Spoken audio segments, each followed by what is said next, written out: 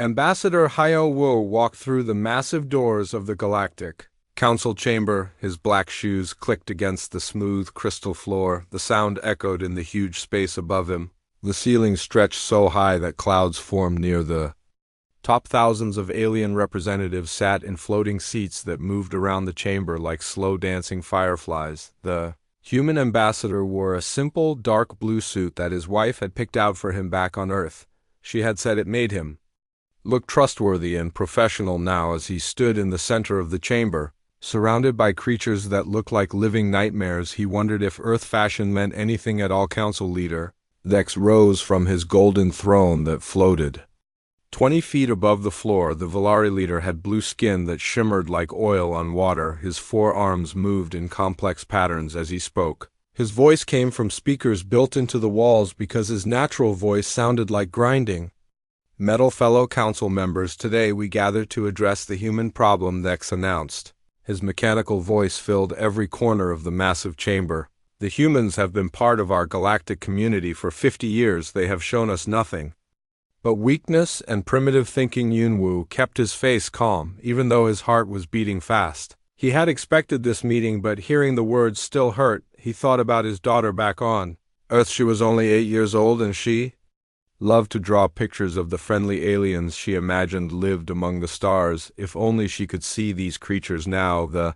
rock-like Gorvani representative Klex stood up next. His body looked like a walking mountain made of gray stone. When he spoke, his voice sounded like an earthquake. Humans cry when they are sad, they laugh when they are happy, they get angry when they are hurt. This is not the way of advanced beings. We control our emotions. We do not let feelings rule our actions. A creature that looked like a giant spider with too many eyes clicked its approval. The Arachnary delegate Vorth spoke in a voice like breaking glass. Humans also insist on helping others even when it brings no benefit to themselves. This is inefficient behavior. Advanced species only act when there is clear advantage. Wu listened as more aliens joined the chorus of complaints. The Sithani representative, who looked like a giant snake, complained that humans were too honest in their trade deals. The Atsari delegate, whose tentacles waved like underwater plants, criticized human scientists for asking too many questions.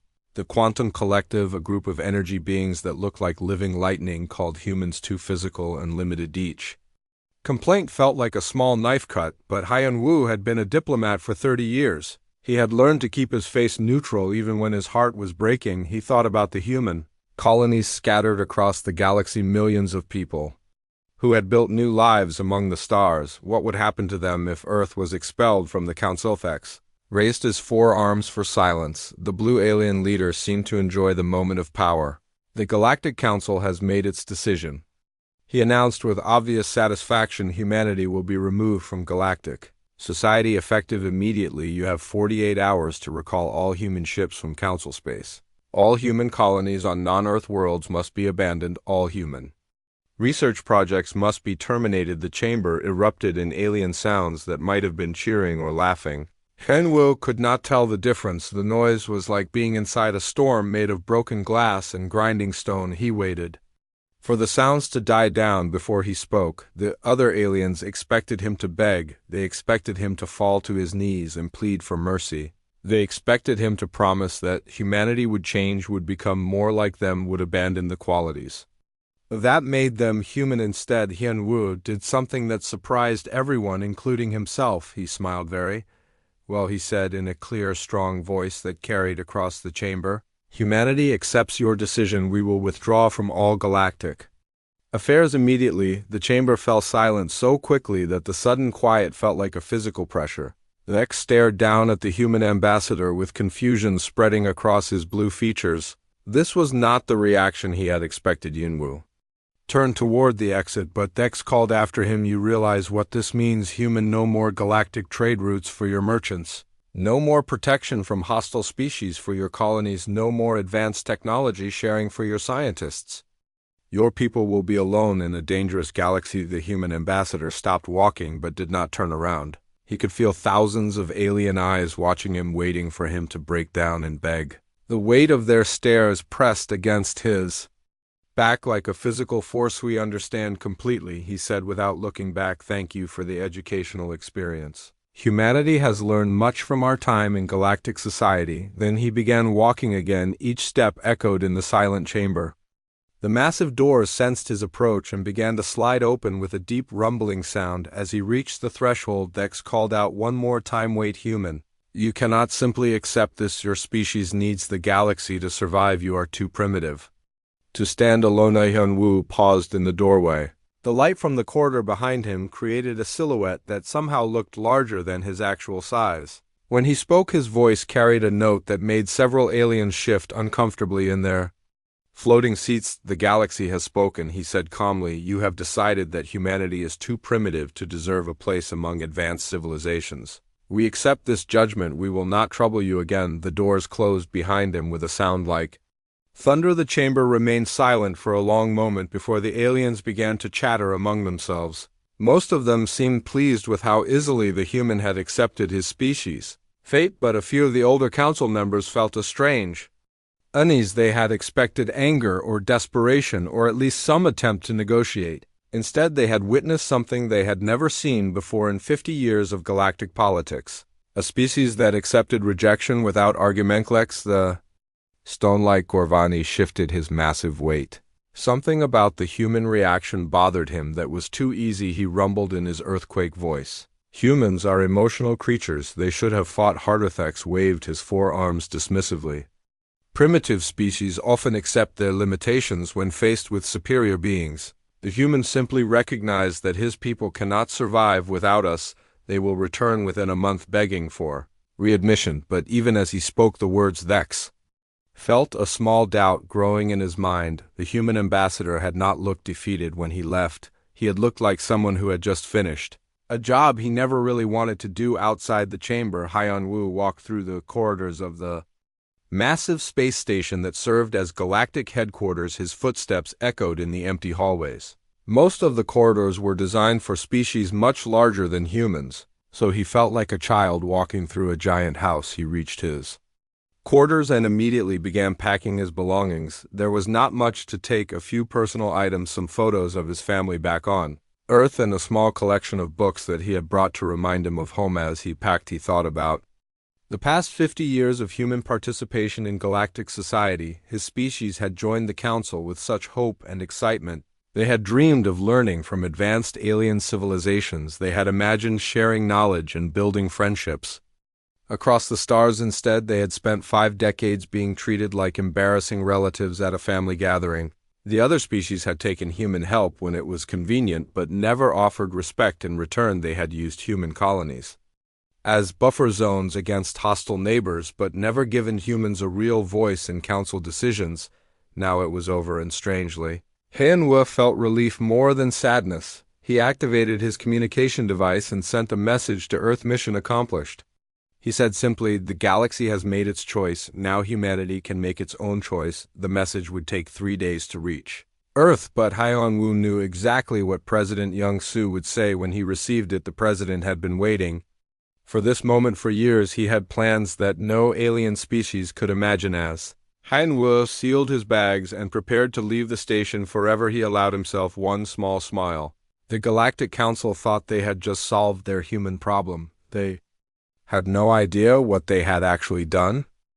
Captain Minho stood on the bridge of his starship, Soul's Pride, watching the stars streak past in brilliant lines of light. The ship was traveling at maximum speed toward the edge of Galactic Council space. His crew worked quietly at their stations, but he could feel their confusion and worry. The recall order had come suddenly without explanation. For 3 years, Minho had commanded the human patrol fleet in the outer rim territories, the dangerous edge of civilized space where pirates and raiders made life difficult for honest traders. His ships had fought countless battles against the Crimson Raiders and other criminal groups. They had saved hundreds of merchant vessels and protected trade routes that generated billions of credits for the galactic economy. Now, they were leaving it all behind. The communication system chimed, and Minho accepted the incoming message. A holographic image appeared showing Vex, a snake-like Sithani trader whose convoy the Soul's Pride had rescued. Just last month, the alien's scaled face showed obvious distress. "Captain Minho, you cannot leave us now," Vex pleaded, his forked tongue flicking nervously. The Crimson Raiders are already moving into the sectors you protected. They destroyed 2 of my ships yesterday. My people are terrified without your protection. Minho felt sorry for the merchant. He had grown to respect many of the alien traders during his time in the Outer Rim. They were honest beings trying to make a living in a dangerous part of space, but his orders were clear. The Galactic Council has expelled humanity from galactic society, Minho explained. We are no longer authorized to patrol these sectors or protect civilian shipping. All human military assets are being recalled to Earth space immediately. But this makes no sense, Vex protested. Your ships are the only reason trade flows safely through these routes. The Council cannot simply abandon us to the pirates. Minho wished he could explain the full situation, but he did not understand it himself. The recall order had come from Earth Command with no details about why humanity was leaving galactic space. His crew had been asking questions he could not answer. I am sorry, old friend, Minho said, using the term of respect he had learned from Vex's people. Our governments have made their decision. We must follow orders. The transmission ended and Minho stared out at the stars. His ships were already detecting increased pirate activity in the sectors they were abandoning. The criminal groups had somehow learned about the human withdrawal and were moving quickly to fill the power vacuum. Meanwhile, on the other side of the galaxy, Dr. Sujin was packing 20 years of research into sealed containers. Her laboratory on the orbital station above Kepler 442b had been her home for most of her adult life. The walls were covered with charts and equations that represented breakthrough discoveries in stellar engineering and quantum mechanics. Her alien colleagues watched in shock as she sealed away research that had taken decades to complete. The tentacled Atsari scientist Dr. Korth waved his appendages frantically as he tried to understand what was happening. This research belongs to all species. In the galactic community, Korth protested, his voice bubbling like underwater speech. You cannot simply take it away.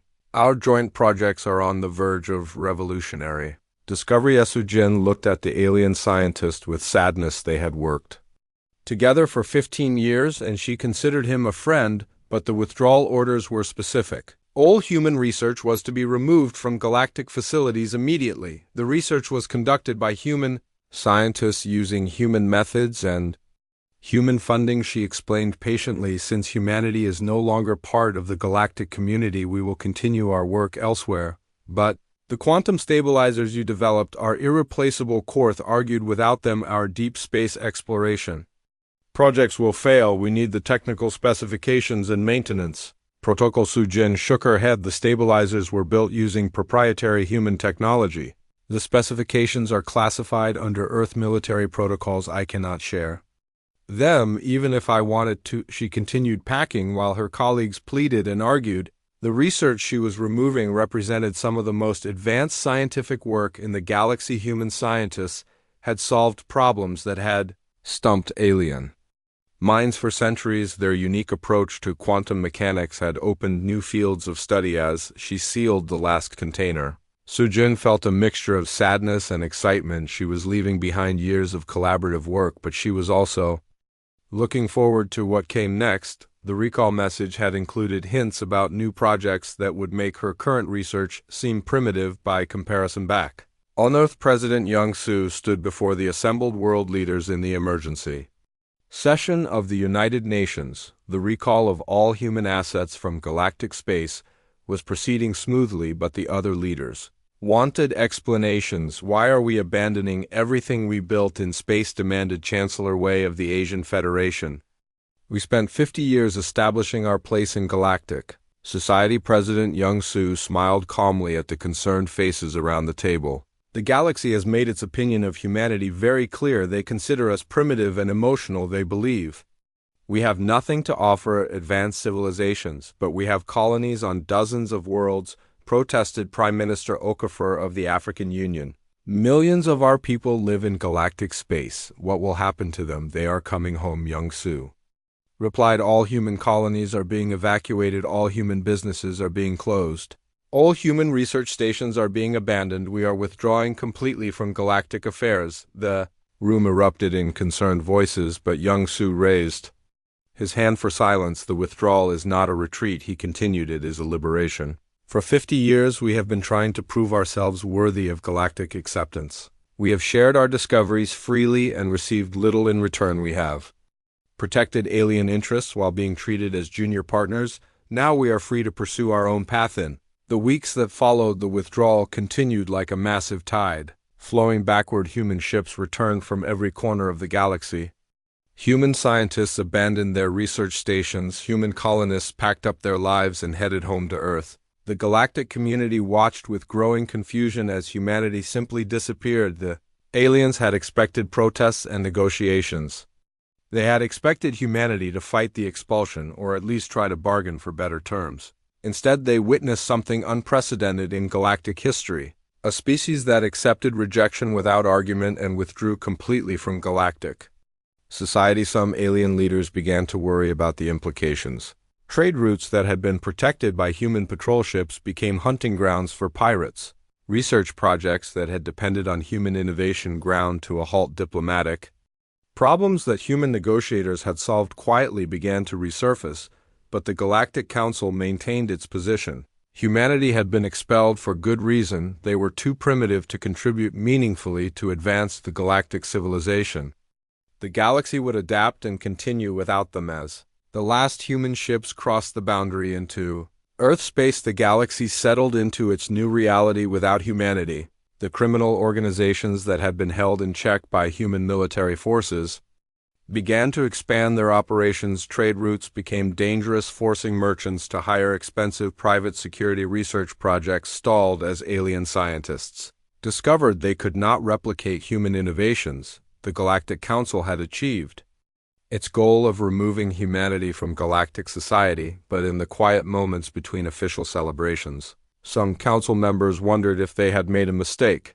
The galaxy seemed somehow smaller and less secure without the strange emotional species that had tried so hard to belong on Earth. The returned humans were already beginning new projects that would have amazed their former galactic partners. The knowledge they had gained during 50 years of galactic membership was being combined with purely human innovations in ways that no alien species had imagined. The galaxy thought it had solved its human problem, but humanity was just getting started. 3 months after the human withdrawal, the first emergency reports began arriving at the Galactic Council headquarters. The beautiful crystal towers that housed the government of civilized space buzzed with urgent activity as alien officials tried to understand what was happening in the Outer Rim Territories. Council leader Vex floated in his golden throne, reviewing the latest casualty reports. His blue skin had lost some of its shimmer, and his 4 arms moved with nervous energy. The numbers were worse than anyone had predicted. In just 3 months, pirate attacks had increased by 400%. Trade routes that had been safe for decades were now killing zones. The Crimson Raiders had emerged as the dominant criminal force in the region. Their red-painted ships struck merchant convoys with brutal efficiency. They had grown from a minor annoyance to a major threat almost overnight. The human patrol ships that had kept them contained were gone, and no other species had stepped forward to fill the gap. Vex, the Sithani trader, appeared on the communications screen, his scaled face marked with fresh scars from his latest encounter with raiders. Honorable Council leader, he began, his voice shaking with barely controlled anger. I have lost 6 ships in the past month. The Crimson Raiders attack with weapons we have never seen before. They seem to know exactly where our convoys will be. How is this possible? Vex demanded. The Galactic Defense Forces should be able to handle a few criminal groups. Vex's forked tongue flicked with bitter amusement. The Galactic Defense Forces are designed for large-scale warfare against organized enemies. These pirates use hit-and-run tactics. They strike fast and disappear before our heavy ships can respond. The human patrol vessels were perfect for this type of combat, fast, maneuverable, and equipped with advanced tracking systems. But surely other species can adapt their ships for anti-piracy operations, Vex suggested. We have tried, Vex replied sadly. The Velari ships are too large and slow. The Gorvani vessels are too heavily armored to catch pirates. The Atsari craft are designed for exploration, not combat. Only the humans seem to understand how to fight this type of enemy. The communication ended, and Vex stared at the casualty reports with growing unease. The Outer Rim was not the only region experiencing problems. Similar reports were coming from border territories across the galaxy. Criminal groups that had been dormant for years were suddenly active again on the research station orbiting Kepler 442b. Dr. Korth faced his own crisis. The quantum stabilizers that Dr. Sujin had developed were failing one by one. The human scientist had taken all the technical manuals and maintenance protocols when she left. Now, the alien researchers were helpless as their most important equipment shut down. The tentacled Atsari scientist floated in his laboratory surrounded by dead machines that had once been the cutting edge of galactic technology. Without the stabilizers, their deep space exploration projects had ground to a halt. Their experiments in faster-than-light communication had failed. Their studies of quantum mechanics had reached a dead end. We need to contact the humans, Korth told his research team, his voice bubbling with desperation. Only they understand how these systems work. Without their help, we cannot continue our work. But the humans have been expelled from galactic society, protested his assistant Dr. Kef, a young Atsari whose tentacles trembled with anxiety. The Council forbids any contact with Earth. Then we must convince the Council to change their decision, Korth replied, because without human technology our research programs will collapse entirely. Similar scenes were playing out across the galaxy. Projects that had seemed stable for decades were suddenly facing insurmountable problems. The human scientists had been quietly solving issues that other species had not even realized existed. Their unique approach to problem-solving had become essential to galactic research. The Galactic Council tried to maintain normal operations, but cracks were appearing in their authority. Member species began demanding answers about the deteriorating security situation. Some questioned whether the human expulsion had been wise. Others suggested that humanity should be contacted for emergency assistance. Seth called an emergency session of the full council. The massive chamber filled with thousands of alien representatives, all talking at once in their various languages and communication methods.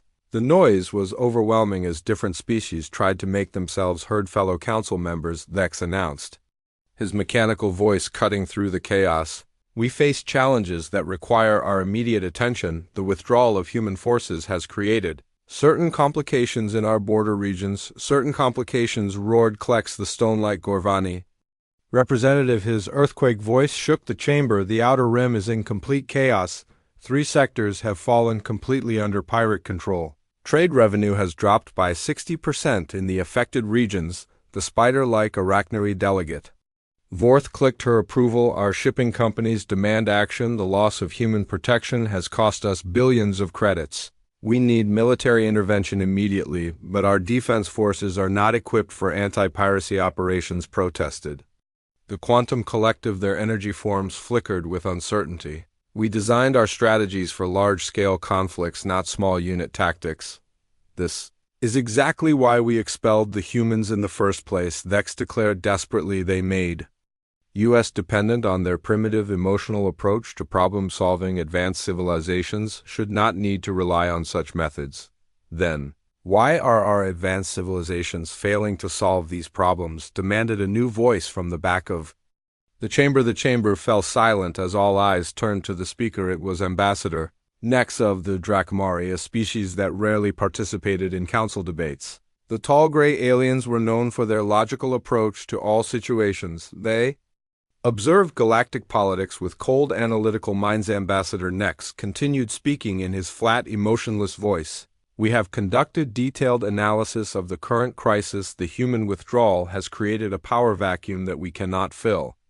Using conventional methods, the humans possessed unique capabilities that we dismissed as primitive. What capabilities? Vex asked, though he dreaded the answer. Their ability to think creatively under pressure. Nex replied, their willingness to take risks for others, their capacity to adapt quickly to changing situations. These traits that we called primitive may have been their greatest strengths. The chamber erupted in angry voices as alien representatives shouted over each other. Some denied that humans possessed any special abilities. Others demanded that the council take immediate action to restore order. Several species threatened to withdraw from the galactic community if the crisis continued. Through it all, Vex sat in his floating throne, feeling the weight of his mistakes. The human expulsion had seemed like such a simple solution to the problem of managing primitive species. Now it was becoming clear that humanity had been doing much more than anyone realized. The galaxy was learning a hard lesson about the difference between appearing advanced and actually being capable. The species that had seemed most primitive had been quietly holding galactic civilization together in ways that no one had understood. As the emergency session continued late into the night, one fact became increasingly clear. The galaxy needed help, and the only species that could provide it was the one they had expelled, but humanity was gone, and they had made it very clear that they would not be coming back. The Galactic Council faced a choice that no advanced civilization should have to make: swallow their pride and ask for help from the species they had rejected, or watch their perfect galactic order collapse into chaos. Either way, the galaxy would never be the same. 6 months after the human withdrawal, Captain Roth of the Gorvani exploration vessel Stone Seeker made a discovery that would shake the foundations of galactic civilization. His ship had been conducting a routine survey of the Sol system to confirm that humanity was properly contained within their original territory. What he found instead changed everything. The massive stone-like captain stood on his bridge, staring at the sensor readings with growing amazement. His crew of rock beings moved slowly around their stations, but their usual calm had been replaced by something approaching shock. The Sol system was not what they had expected to find. Stone Seeker to Galactic Command Captain Roth transmitted his earthquake voice, carrying a note of disbelief. "We have reached the human home system, but something is very wrong. The humans have built structures we have never seen before." The response came from Council Leader Thex, whose blue image appeared on the communication screen. "What kind of structures, Captain? Explain your findings." Roth gestured to his sensor officer, who displayed the readings on the main screen. "The human homeworld Earth is surrounded by massive space stations that dwarf anything in our records. These structures appear to be using construction techniques unknown to galactic science." Thex leaned forward in his floating throne, his forearms moving with nervous energy. "Show me these structures immediately." The Stone Seeker transmitted detailed sensor scans of the Sol system. The images that appeared on screens across the galaxy caused a collective gasp of amazement and fear. Earth was no longer the primitive world they remembered. Instead, it was the center of a construction project that defied all expectations. Enormous space stations orbited the planet in perfect formation. Each structure was larger than the biggest galactic installations. The stations seemed to be made from materials that did not appear on any known periodic table. They gleamed with an inner light that suggested advanced energy systems, but the space stations were not the most shocking discovery. Ships of unknown design moved between Earth and its moon in constant streams. The vessels bore no resemblance to anything in galactic databases. They seemed to flow through space rather than push through it. Their hulls curved in impossible ways that suggested mastery of physics that other species had never achieved. Most disturbing of all, long-range sensors detected massive energy signatures coming from the outer planets of the Sol system. Something was being built in the cold depths of space beyond human colonies. Projects on a scale that made galactic engineering look like children playing with blocks. "This is impossible," Thex muttered, his blue skin flickering with stress patterns. "Humans were centuries behind our technology. How could they have advanced so quickly?" Captain Roth had been wondering the same thing. His ship's science officer, a young Gorvani named Kest, had been analyzing the sensor data for hours, trying to understand what they were seeing. "Sir Kest," reported, his stone voice cracking with excitement, "the energy signatures from these structures suggest they are using faster-than-light travel methods we have never encountered. Their ships appear to be moving through space using principles completely different from our hyperdrive technology." The implications hit Thex like a physical blow. If humans had developed superior faster-than-light travel, they were no longer contained within their home system. They could be anywhere in the galaxy without galactic forces being able to detect them. "Continue your surveillance," Captain Roth Thex ordered, "but maintain maximum distance. Do not let the humans know you are observing them." But it was too late. As soon as the words left his mouth, the Stone Seeker's sensors detected incoming ships. Human vessels appeared around the Gorvani exploration ship with impossible speed. They had not been detected approaching, which meant their stealth technology was far beyond anything the galaxy possessed. "Captain Roth, this is Admiral Min-ho of the Earth Defense Force came a calm voice over the communication system. Your ship has entered restricted space. Please state your business in the Sol. System Min-ho Thex recognized the name. It was the same human who had commanded the patrol ships in the Outer Rim.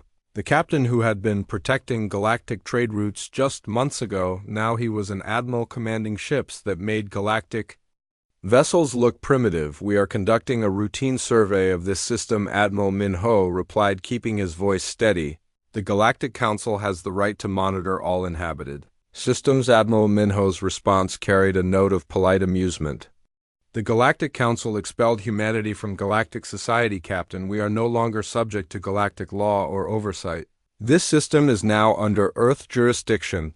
The human ships maintained their positions around the Stone Seeker, but made no aggressive moves. They simply waited with the patience of predators who knew they held all the advantages. Captain Roth could see that his weapons would be useless against these advanced vessels. You are free to leave whenever you choose, Admiral. Min-ho continued, his voice still pleasant, but with an edge of steel. We have no quarrel with the Galactic Council. We simply wish to be left alone. As requested, the Stone Seeker retreated from the Sol system, but not before gathering enough data to horrify the Galactic Council. The humans had not merely survived without galactic support. They had thrived beyond all imagination. Their technology had advanced decades in just 6 months back. At Council headquarters, Thex called an emergency meeting of the senior leadership. The most important aliens in the galaxy gathered in a small, secure chamber to discuss the implications of Captain Roth's discovery. The mood was grim as they reviewed the sensor data. Dr. Korth, the Atsari scientist who had worked with human researchers for years, offered the most disturbing explanation. I have been analyzing the human research methods that were left behind in our databases. He reported, his tentacles waving with agitation. I believe they were deliberately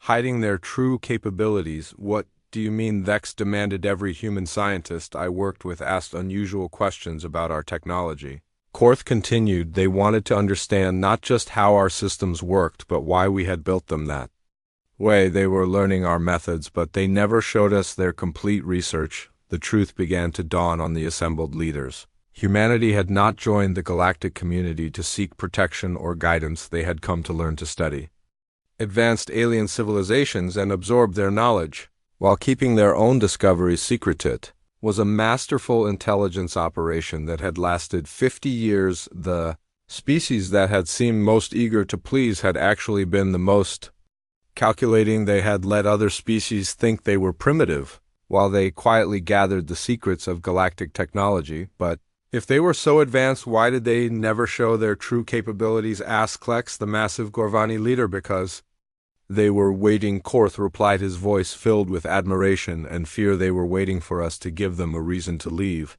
Once we expelled them, they were free to pursue their own development without interference. The room fell silent as the implications sank in. The Galactic Council had been played by masters of deception. The humans had never needed galactic protection or technology. They had taken what they wanted and left when it was convenient. Ching Su's final diplomatic message before the withdrawal now made terrifying sense. Thank you for the educational experience. Humanity has learned much from our time in galactic society.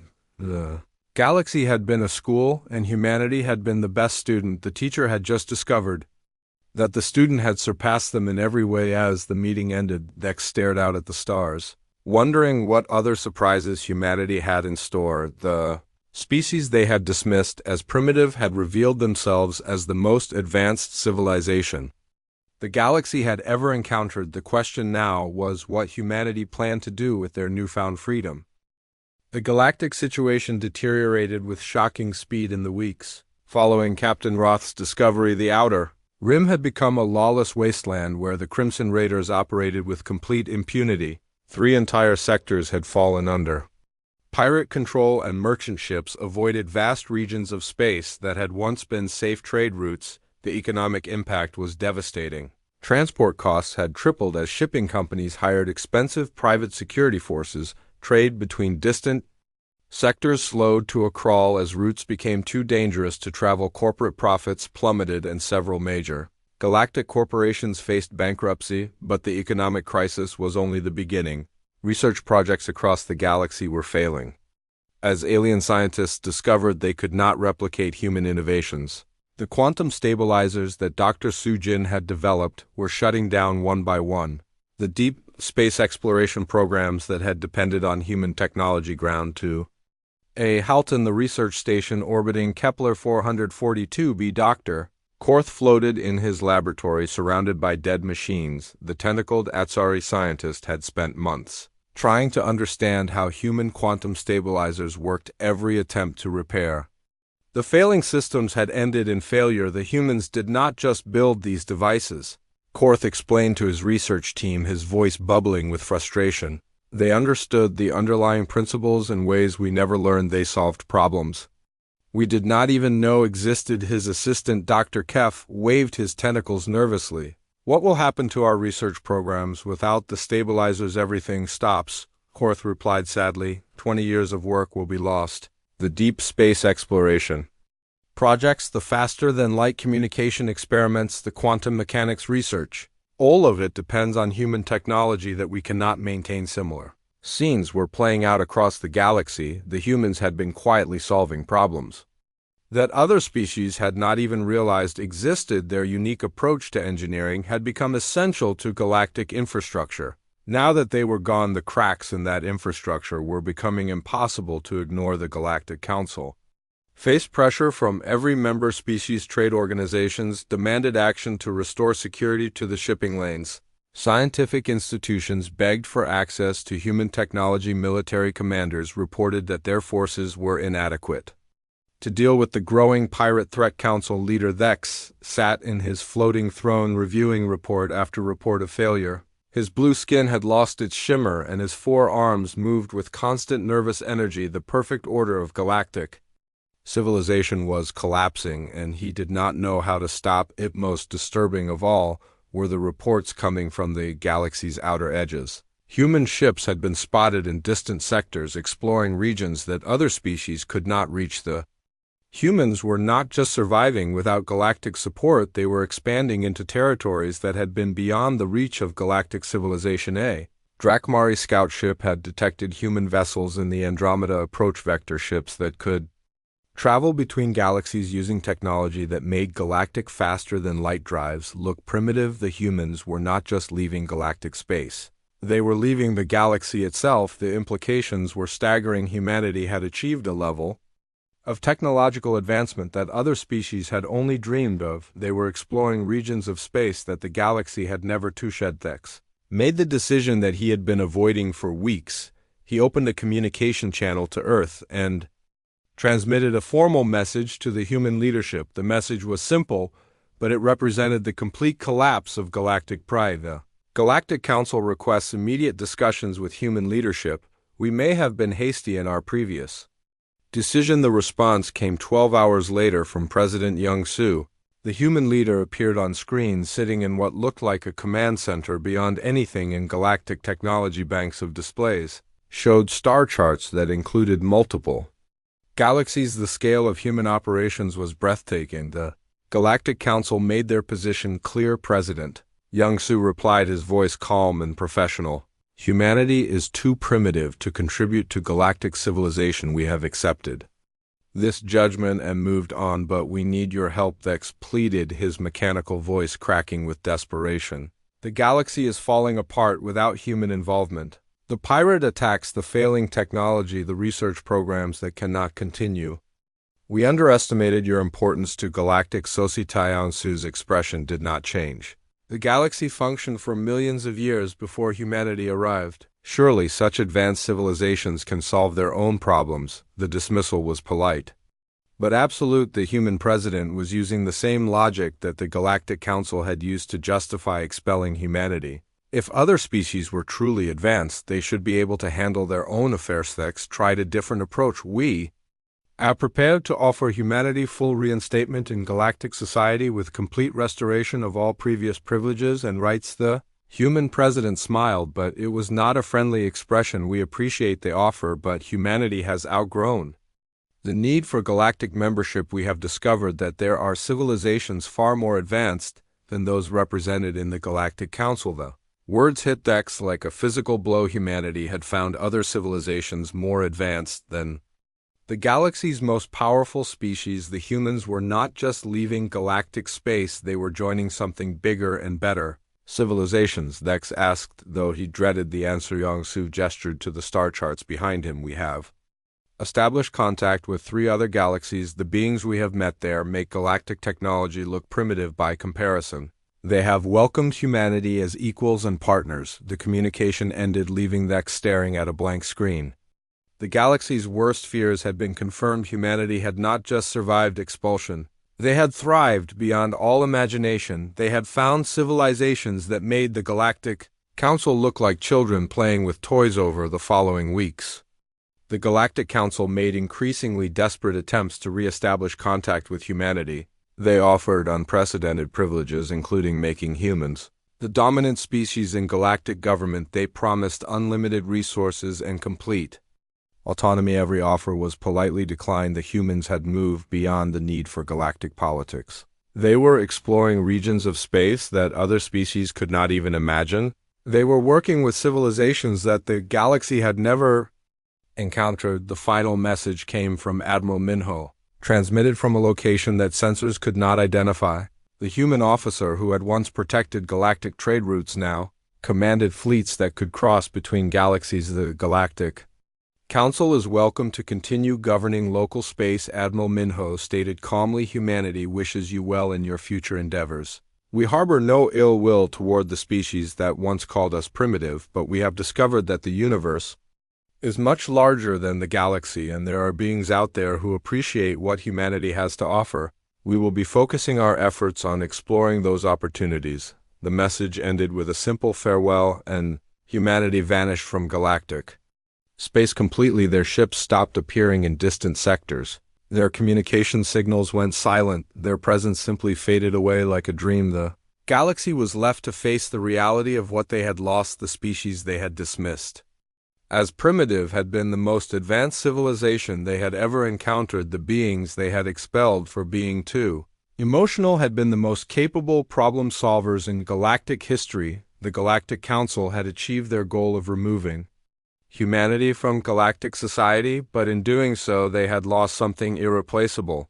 The galaxy would never be the same without the strange emotional species that had tried so hard to belong. As pirate attacks continued to ravage the Outer Rim, and research projects failed across the galaxy, the alien species began to understand the true cost of their mistake. They had not just expelled humanity, they had expelled their own future.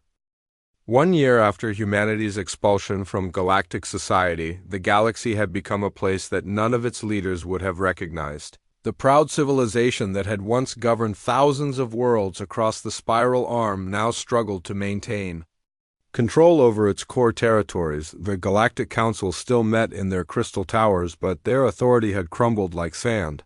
The magnificent chamber where thousands of alien representatives had once gathered now sat half-empty. Many species had withdrawn from galactic politics, entirely choosing to focus on their own survival rather than participate in a failing system council. Leader Thex floated in his golden throne, staring at reports that painted a picture of complete collapse. His blue skin had faded to a sickly pale color, and his 4 arms moved with the trembling of exhaustion.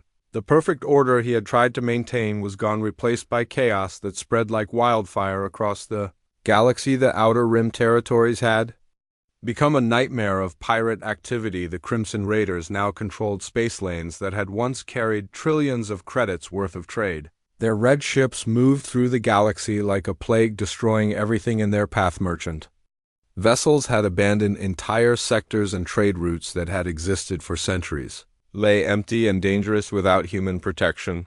The criminal organizations had grown bold enough to attack core worlds. The Sithani home system had suffered 3 major raids in the past month. The Atsari research colonies had been abandoned after repeated pirate attacks. Even the mighty Gorvani mining operations had been forced to hire expensive mercenary fleets for protection. The economic damage was staggering. Galactic trade had dropped by 70% in the affected regions. Unemployment soared as shipping companies went bankrupt and manufacturing worlds lost their supply chains. The galactic currency had lost half its value as investor confidence collapsed, but the economic crisis was only part of the disaster. The scientific collapse was even worse. Research projects that had been the pride of galactic civilization lay abandoned and forgotten. The quantum stabilizers that Dr. Sujin had developed had failed completely, leaving entire research programs without the technology they needed to function. Dr. Korth floated in his empty laboratory on the station orbiting Kepler 442b. The tentacled Atsari scientist had become a symbol of the galaxy's scientific decline. His research team had been disbanded, his experiments had been terminated, and his life's work had been reduced to useless scrap metal. 20 years of research gone, he told himself as he stared at the dead machines that had once been cutting-edge technology. The humans understood these systems in ways we never learned. They saw connections we missed. They solved problems we did not even know existed. The research station itself was being abandoned. The cost of maintaining the facility without human technology had become impossible to justify.